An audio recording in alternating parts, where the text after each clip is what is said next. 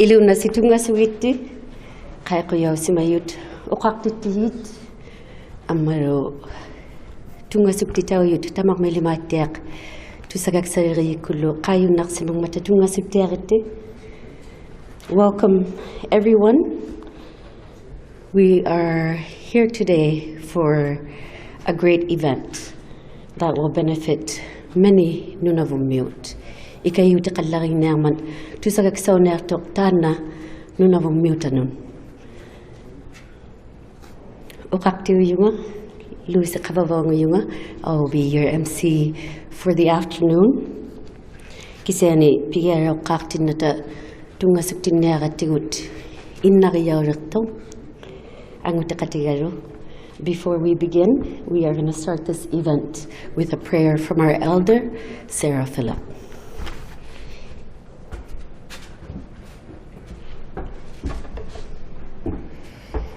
Qoyannami atanittinni qaaqattaqatta kisituinna pijaqaaqataqaangata angiqatigilluta tuksiaroorta guutia taata ilingnu saattugun pijunnarnaqanginnatta atani teemeettu milraangatta qawjivakkatta pijunnarnaqangittugun ivvikkisaani tatigilluti atanea kisituinna aaqqiksorsamayati kayusitsiaqullugin Ataneang maana saang nuqailermajagun tamanna isimagayauyong aaqqiksortausimayong isimataqtittijigilortai ataneang kayusitsiaqullugu sivumutsiaqullugu inuin qinuaqijanga tamanna aaqqiksimayong naammaksititaqullugu ataneequyagiyattigi tamakkuninga taimaittuni ikaytaataan tamanna aaqqiksortauniartung saimaaqtilaummigu ammaru uku oqallangniartun sulitsiarnermailluting Kayusitsiarnermaillutiglu simumitsiaqullugi pinasuarnaartangin guuti ataata nakingaaqaruarpata aqqutaqarteqqauvigiq quyannami naammaktutigun nunakkuoqqauppata silakkuoqqauppatarunni atanea quyannamiing aaqqissorsamayati naammakpun piyunnarnersuaralu tukusiyaukkannaqullugu tamanna kayusinniarmingmat sulitsiarneqarlunilu atanea Ayongnaqtuqattangmatamaana inuinunanganniilluni kisituinnain akituyuummata pijariatuyullutiglu ataneerle ivvi kayusiquyati tamarmi kayusiqattaqun ataniinersortaattigin ayugaqangittuugavin ernerpijiussium Christusiu atingakun. Amen. Thank you, Lord.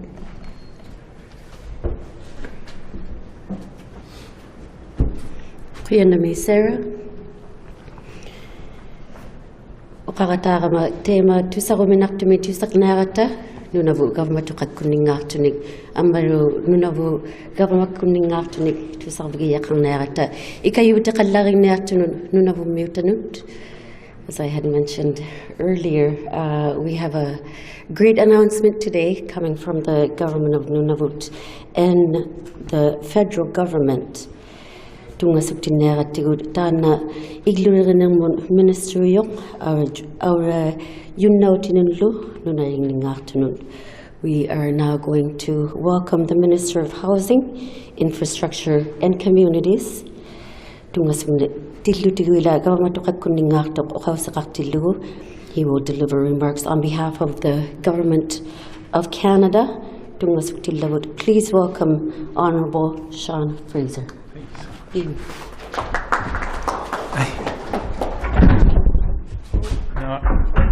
I think you're good. So I was warned there was a challenge with the stool there, where it's microphones are always a challenge at announcements for me. Look, I want to say thank you so much to our MC and to the opening prayer that we had as well, to my colleague from the House of Commons, Lori. It's wonderful to see you, and Lauren, I'm really pleased for you to be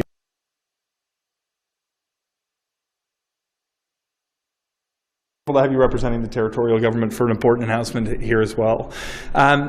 The reason that we're here is to highlight certain investments in infrastructure, and it's critical that we continue to make the investments to build out communities. Without the support of different levels of government, it's difficult for people to fully participate in life in their communities. But when we continue to make the investments that allow residents of local communities in every part of the country to have access to the services that they depend upon, we can allow people to thrive, families to thrive, and communities to thrive. When we make these investments, we can build a stronger Canada. We have to acknowledge that not all parts of the country are the same when it comes to investing in infrastructure. The reality is that things are different in the North in a number of ways. Our policies and decisions need to reflect the differences that communities need if we're going to make decisions and investments that actually best serve the people who call communities in this part of the country home. When I think about some of the challenges through conversations with my colleagues who represent communities in the North, when I talk to community leaders or organizations who are familiar with these challenges, it becomes obvious very quickly that we need to take different approaches. Whether it's the reality of climate change, the thawing permafrost that we deal with, whether it's the enormous transportation costs that make it difficult and expensive to build here, or the availability of construction crews in different parts of the year to actually build out the projects. There's a number of distinct challenges that we need to overcome. One of the ways that we seek to overcome these challenges is to apply different funding formulas for some of the projects that we support at the federal level when it comes to communities in Northern Canada. And I'm pleased to share today that the federal government will be investing $129 million to support 8 different projects across the territory in long-term care, water treatment, and public transit. With respect to the long-term care project, in Rankin Inlet, we're going to be supporting a $25 million investment through the Green and Inclusive Community Building Fund to help build out a 24-bed facility that is importantly not just going to provide a place for people to stay, but to age in a community near their loved ones where they have access to health services. We're also going to be supporting water treatment in 5 different communities across the territory, including Iqaluit, Pond Inlet, Arctic Bay, Grise Fjord, and Rankin Inlet. And it's essential that we recognize that every community in this country, regardless of which region, has safe and reliable drinking water. It's something that we too often take for granted in the South, and it's important that we realize that if we're going to ensure that every community has access to reliable water, that we make the investments to turn that into a reality. In addition, we're going to be supporting 2 public transit projects through the Rural Transportation Solutions Fund. This is a project that's going to allow more people in communities that desperately need access to the services and opportunities that exist within their community to better access them. This is going to go to the direct purchase of new public transit vehicles in communities of Pond Inlet and Resolute Bay. These investments are not possible without the knowledge of local community leaders. I want to say thank you to Lori in particular for making sure I'm aware of some of the challenges in the community that she be partnering with us in some of these investments. We're going to continue to partner with the territorial government and with communities across Nunavut in order to continue to support the ability of communities to thrive. I want to say thank you so much. It's my first trip to Iqaluit, and with this news, I hope that it's a successful one. Thank you so much. I'll turn it back over to our MC. I'm going to need to.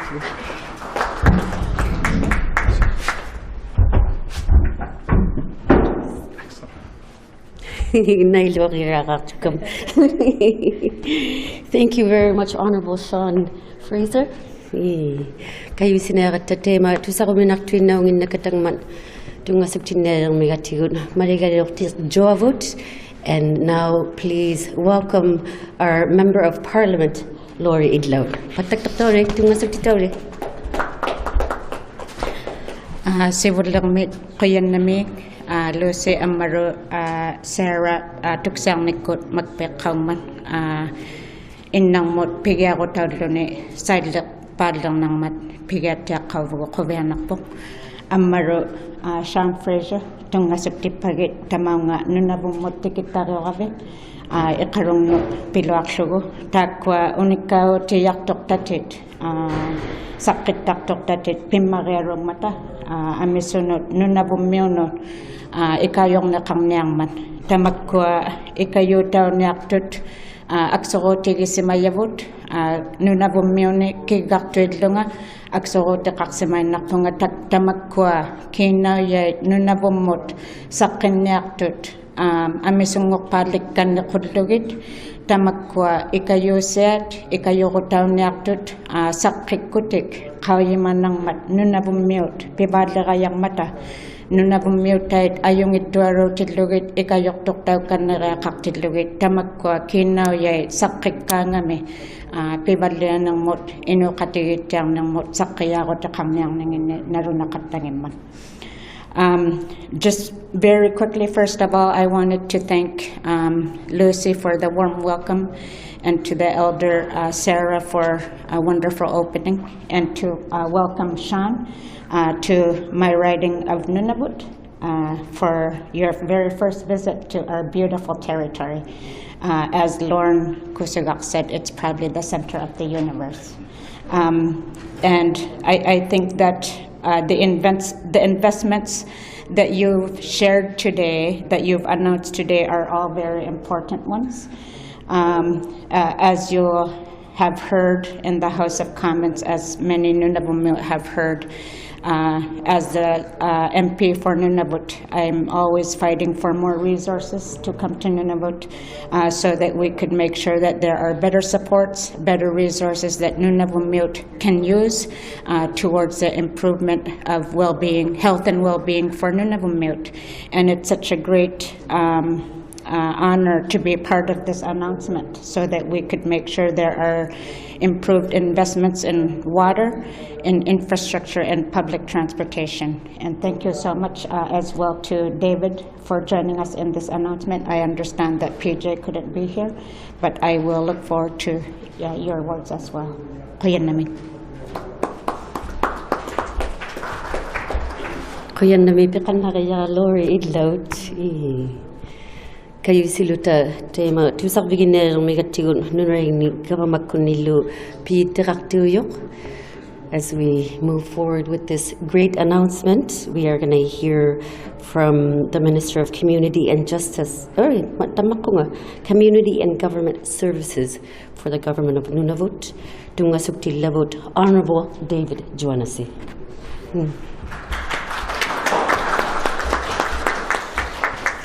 Kuyan nami amaro tungasugutsi sivudlok pamakai Happy New Year tamat sidima Nunavut amaro kanadami tamanna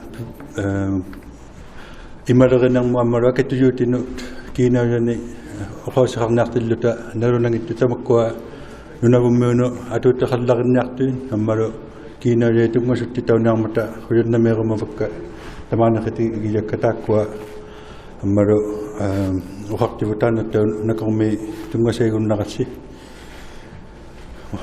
afternoon and Happy New Year to everyone. In Nunavut, we would like to express this expression right into as far as we can.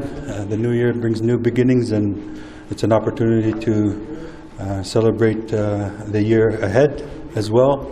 So I'm very pleased to join Minister Fraser and our MP Lori here today to announce significant investments being made to ensure that Nunavut have access to clean and safe drinking water and closing the infrastructure gap. So together our governments have committed over 40 million this year to ensure that Nunavut communities have modern infrastructure with the capacity to produce clean and safe drinking water through projects including the design of a water treatment plant to replace the current pump house in Arctic Bay, beginning construction of a new water treatment plant in Grise Fjord, as well as completing design, as well as beginning the construction of new water treatment plants in both Pond Inlet and Sanikilwa. These water treatment facilities are being advanced through the Green Infrastructure Stream of the Investing in Canada Infrastructure Program, which is a very significant program, and we're looking forward to the renewal of. And this will ensure that water treatment plants in Nunavut meet the highest standards of water quality and safety, which is paramount. And we also recognize that there's importance in collaboration and partnership in achieving our goals. It's our shared goals. And in addition to this collaboration at the with our federal partners, we'll be working very closely with our municipal hamlets in Arctic Bay, Grise Fjord, Pond Inlet, and Iqaluit to ensure that their water-specific needs and treatment are being addressed. Additionally, we are very pleased to announce today that $25 million have been approved under the Government of Canada's Green and Inclusive Community Buildings Program, and this will go towards the completion of the 24-bed Iqaluit long-term care facility in Rankin Inlet. Through this funding, we will be building and completing the elder care capacity in Nunavut so that more of our elders can receive care closer to home. This is part of our the mandate, and this funding has demonstrated this partnership between our two levels of government. Investing in critical infrastructures in Nunavut, it represents a significant step towards addressing the drinking water challenges as well as the infrastructure gap faced by many of our communities in the territory. We are committed to bring this renewed partnership and are working hand in hand with the federal government, the municipal partners, to ensure that clean and safe drinking water is accessible to all, as well as closing that infrastructure gap where elders can be cared closer to home. I want to thank my colleagues here at the Nunavut Legislature for recognizing the importance of prioritizing these critical infrastructure projects, as well as approving the Government of Nunavut's contribution to the advancing these projects towards completion. Akituyuti sakit paliatil lugit amma pijakit tawaliatil lugit pijakatigi nikutan na sivunik samu sakit paliakat tanak tu ipiyut nirewija katak Nunavut muno ati khubiya naktaman na ulong atok naktavu atok tatinni amma khujan nami chakpaka tamani khatawjuri man ublumuyo.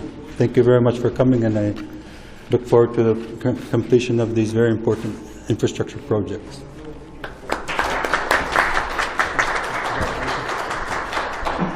Kuyanami Minister Joanasie, kayu sineratta kanwitu nangin ukawsirer jumnerakin.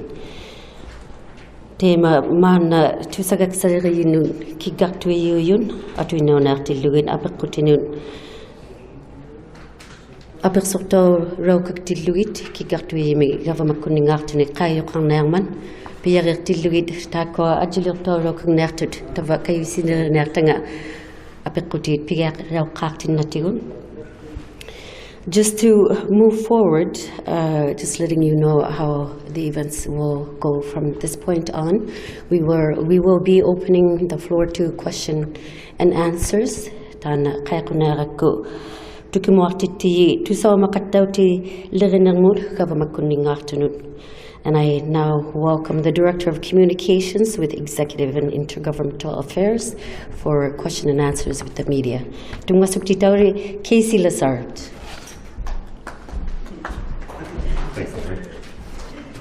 Thanks for the one clap. Thank you.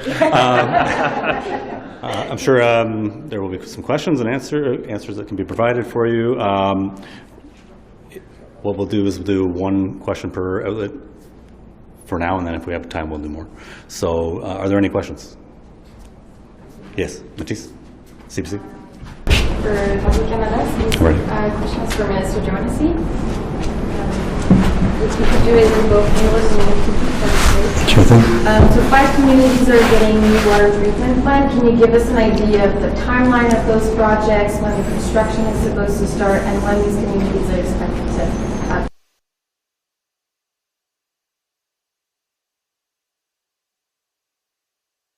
Looking at here, and through our drinking water strategy, we know that we have multiple communities that we're trying to get the standards of drinking water at the highest level, and there's at least $600 million that we want to invest towards water infrastructure projects.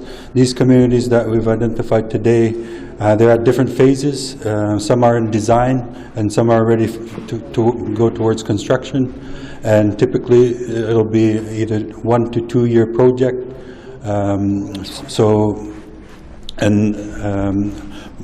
Much of these funds has also, we've been working through the legislature to approve those and prioritizing these projects and on a go-forward basis. And so I hope that answers your question, but I'll prepare the response in Inuktitut.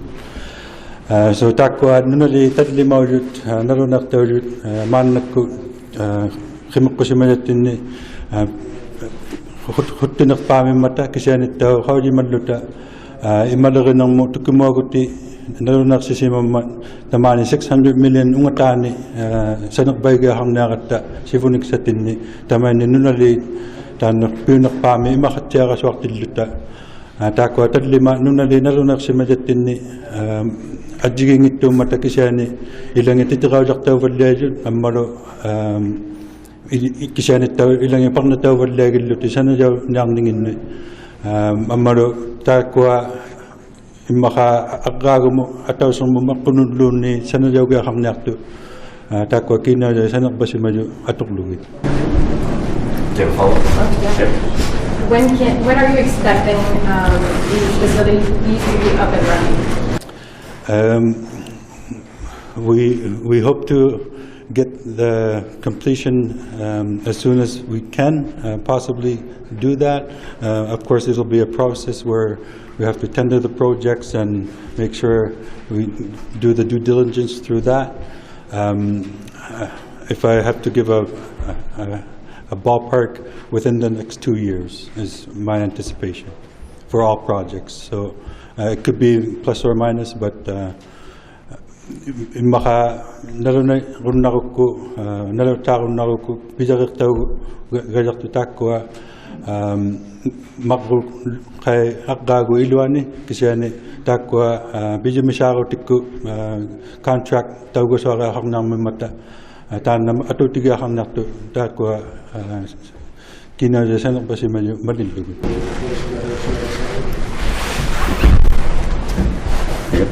Anybody else have a question?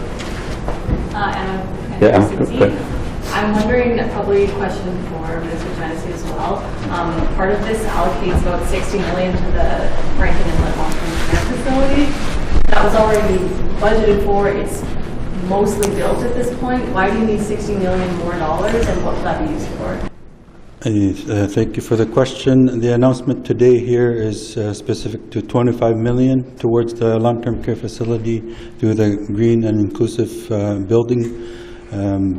And this is to ensure that that facility is at the most efficient, energy efficiency level that it can go to, as well as the space. There's an inclusive area for the elders to have meetings as well as events around with their families, for example. But this will help. The facility is close to completion, but this funding will ensure that the funding that we've set aside for that we can put towards other projects of priority regarding water or other infrastructure priorities that we'd like to see built in Nunavut. So it's a great that our federal partners are identifying new funds for Nunavut around facilities. I think it's one of the rare times where health facilities are being, there's federal funds coming for health facilities, or long-term care facilities in this case. But we'd like to see more of that, and I look forward to the completion of that facility. And I know the elders are, some that are outside of the territory are waiting to come back home. So takwa kaya sinong hinausig vi muturanga man na udlumi nalunak tayo 25 million takwa atong nakto ila pijari victuga roten sana yo kisani tanakina jak sorlo asingin nuturanga titagon lang nakto tekwa nalunak tayo sumayuga kaya sinong mo tan pijari nalak tilu kisani tekwa tan sana yo ninga sorlo qaumaqqutiillu ammalu imartunginnersaw jutinginni tuqaangammata taanna illorjua innausibbiunartu kangersinermi neriugittiartavut atuutiqallerinniarningani ammattau inneqarniaqilluti soorlu ilagiliullunut katittarviugunnaqattarniarmat piilimmariuniaqilluni iluagu taanna neriunnartu taakkua tamakkunanga government-oqakkunni takukkannerumagatta nutaani kiinaulani tamakkununga tuqaangalui ajjigingittunu akitiyuutanu. Just a follow-up for Mr. Fraser. Certainly. The money that's being announced today, is that previously allocated in a federal budget, or is this?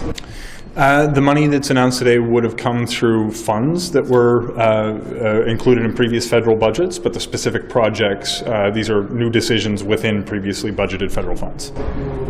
Excellent. Jeff? All right.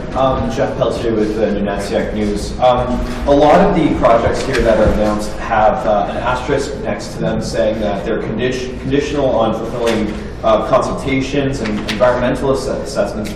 I guess for Minister Joanasie and Fraser, what do you envision doing to make sure those consultations do happen and that these projects aren't bogged down with years of consultations? Do you want me to go first, or would you? Go ahead. First, thanks very much. This is pretty typical for federally funded projects because we want to ensure that we're funding projects that actually get built at the end of the day. When we're dealing with a constitutional obligation to consult Indigenous peoples and communities, it's essential that we actually complete that process before projects go ahead. Similarly with environmental assessments, if at the end of the day a decision is taken not to approve a project, we don't want to be in a position where the money goes towards a project that is never constructed. So this is par for the course in my experience with projects of this scale. What we intend to do is use the infrastructure that we built within the federal government to ensure that we're completing quality consultations, that we're working, and of course it's not always the federal government who's the proponent behind a project, but we want to make sure that we use the knowledge that we've built over the years past to conduct appropriate consultations. With respect to environmental assessments, that can be taken by different levels of government depending on the nature of the specific project. But at the end of the day, when an environmental assessment is required, we want to make sure that an approval is granted before we transfer funding that will not go towards a project that ends up being built. Mr. Jones. I'll just add on that, for any government Nunavut projects, we do heavily work with our municipalities on where these facilities, whether they're new or upgrading facilities, there's an entire process that we follow on our regular capital planning, and this ensures that there's no, we try to grab everything and the due diligence on making sure the site is feasible and all the assessments are done prior to proceeding, but that always involves the community level, the local council, as well as any other regulatory agency that might be impacted and required to make a say in any of these. Thank you.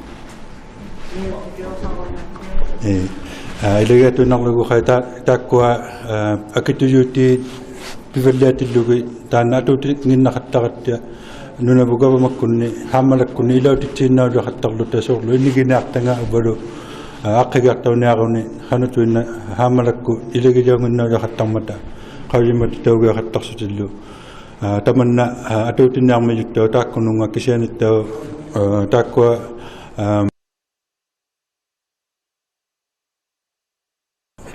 awlatiyo hatartullu takkununga qawimat yagalini Tananuna Hanutu Nangaburu, Imamo, Atuna Hatu Tuaruni, Tamakua, Hemikoyo, Kara Hatamata, Teme Hatanami. I guess, Minister Joanasie, again, specifically there's this Iqaluit project.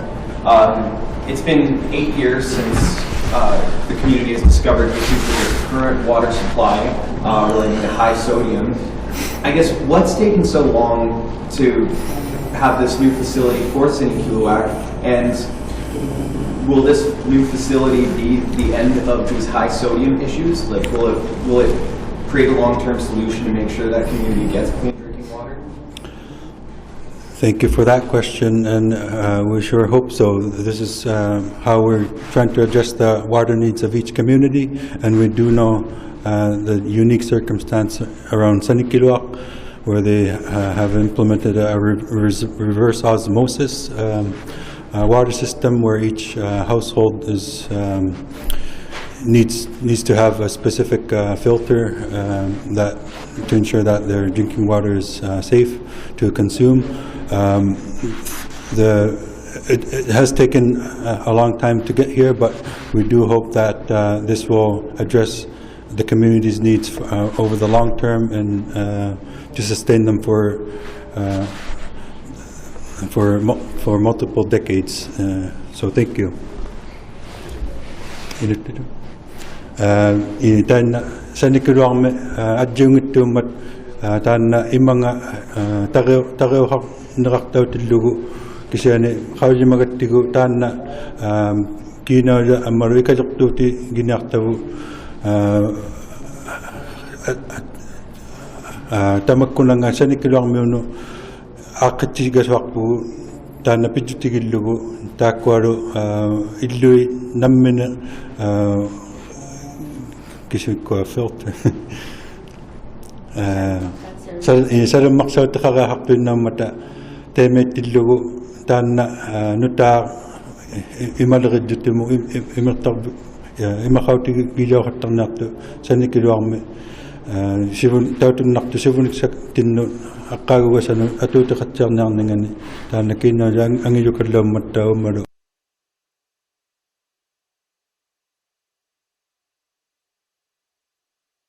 A couple of projects for mobility that are being funded. Are there further plans for this to be rolled out to other communities, like to improve like transportation of disabled people and all that? David.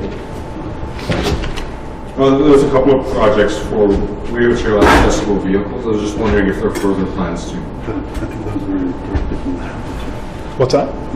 Those two. Sure. So maybe I'll add a little bit of information with these. Minister Joanasie wants to supplement. That's fine. So these specific projects come through what's called the Rural Transit Solutions Fund. We put this fund in place a couple of years ago, largely to reach communities that may not have had access to some of the other public transit funding that we put in place as part of our Invest in Canada infrastructure plan, which is a cost-sharing agreement with provincial and territorial governments. The fund allows us to cover a significant portion, in some instances the entirety of the cost of a particular vehicle. This is an application-based project, but we are finding that communities and jurisdictions that apply to it are quite happy with it. And we see the repeat applications coming in from communities that see where one vehicle helped, the second one can come. So while the federal government doesn't dictate the needs of individual communities, the fund remains available should further projects come forward. But to the point that underlied your question, this is a disproportionate and positive impact on seniors and Canadians living with disabilities, on people from low-income backgrounds who may not be able to afford the cost of a car or their own transportation. So in a community that may not have significant public transit, this is a very helpful way for the federal government to contribute to the cost of expanding it. But the decision to further expand it or make applications, we leave to the communities who will actually use and manage the service as a funding partner.